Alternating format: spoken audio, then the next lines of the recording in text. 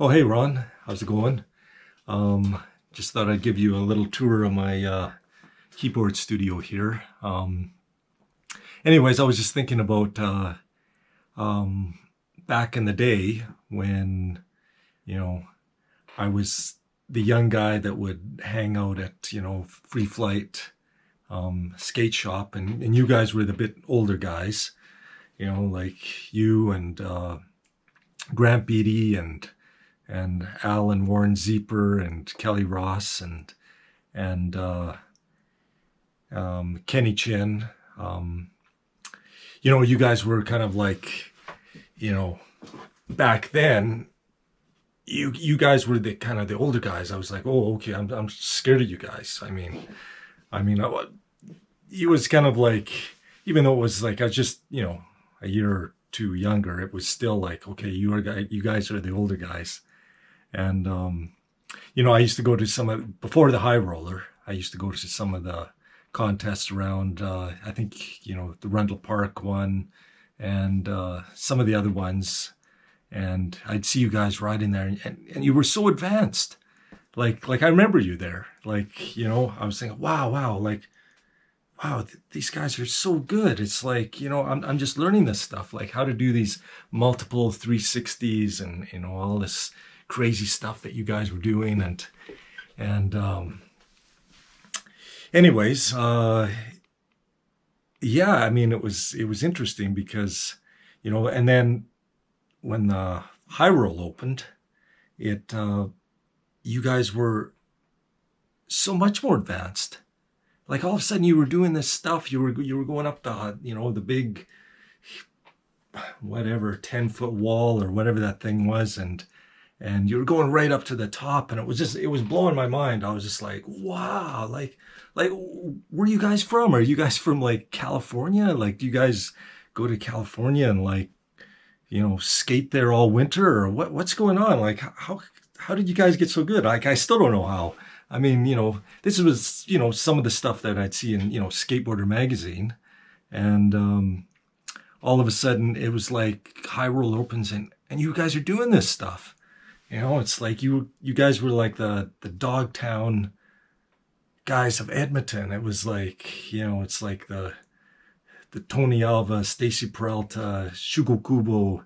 It was funny because I was like, wow, man. And it's like, I was like, man, I want to get that good. But I still always remember that, that's the interesting thing. I bet you, like you at this point would have never realized at that point, like the influence you would have had on somebody younger. And probably not just me. There was like, I know like other guys that, I've talked to there and, younger guys, and they were like blown away by the stuff you guys were doing. And, anyways, it was really quite an interesting time that, we were all just getting into skateboarding and you guys were onto the scene. I don't know, like so much. It was really cool, and then it closed, the high road closed, and it was like, oh man, that really sucked. Now what? So, anyways, I started to get really into, guitar. I thought, well, okay, I'll get into music. I was still skateboarding. I had a little mini ramp and stuff, but, I thought it seemed like, oh yeah, the cool thing to do. And, it seemed exciting, playing guitar and this and that. And I'd taken some piano lessons when I was young. Actually, I'd taken quite a bit. So I was kind of like, I was done with piano. I was kind of like, I wanted to be into rock and roll guitars. And anyways, I was shopping at Long and McQuaid, looking at guitars or whatever I was looking at there, and which was Kingcraft music. It was Long and McQuaid bought them out, but anyways, I was in the shop there, the one downtown, and yeah, and Grant Beattie was in there, and he had like, he was in the keyboard room, and he was on a Korg MS-20 synthesizer, and he was just in the back, and he was creating all these crazy sounds, like, it was like,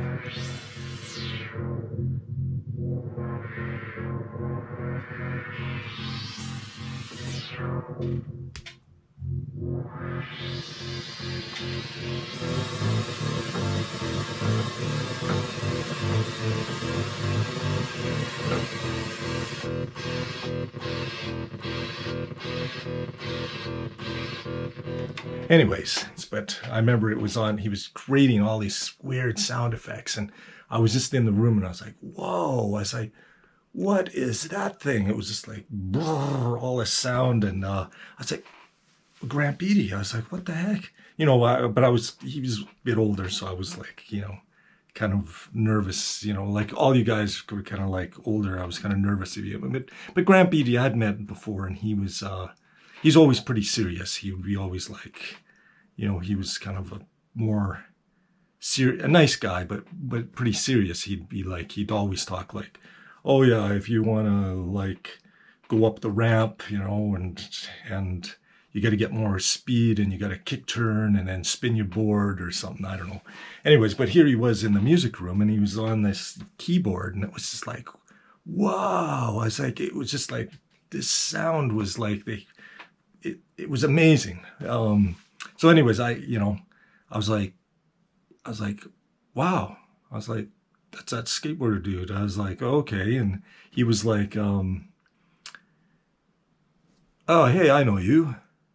You used to skateboard at the High Roller. And I was like, yeah. I was like, okay, yeah, he still remembers me. It's only like a year or something after that. But anyways, he was like, you're into keyboards? And I was like, yeah. I play piano. And he's like, oh, okay, you're like a Rhodes piano guy. Like, huh? I was like, what's a Rhodes? I was like, I don't know. And he's like, a Rhodes. And he's like, you know, like the Doors. And I'm like, oh yeah, what's the Doors? I was like, I don't know. I was like, you know, I was like, okay, I got it. The Doors. I kind of knew the Doors, but I was like, okay, that's weird. Like, does he think I'm a nerd or something? It's like, I'm into the Doors, which the Doors were great, but I was like the kind of keyboard guy, a Rhodes guy. I was like, okay, I don't know what that is. And then I was like, yeah, I was into, you know, the Doors. I knew the band and Supertramp or whatever and stuff like that. But and he was like, oh yeah, you know, I'm more into progressive stuff. I was like, oh, what does that mean? And he's like, you know, it's like he was into Yes, and he was into like Pink Floyd, and you know, he's mentioning these bands, and I'm like, Yes, Pink Floyd, and like, who are they? Anyways, he was just making these crazy sounds, and it just blew my mind. It just, wow. It was just like a changing point in my life, you know, from skateboarding to synthesizers, and he was just creating these crazy things, and I was like, wow. Anyways, that summer, whatever, I got a construction job, road construction, and I was making pretty good money for a while, so I got out and I bought the Yamaha CS60. Well, I don't have it plugged in right now, but that was like my first synthesizer, and I was like, okay, man, it's like, that's what I want to do.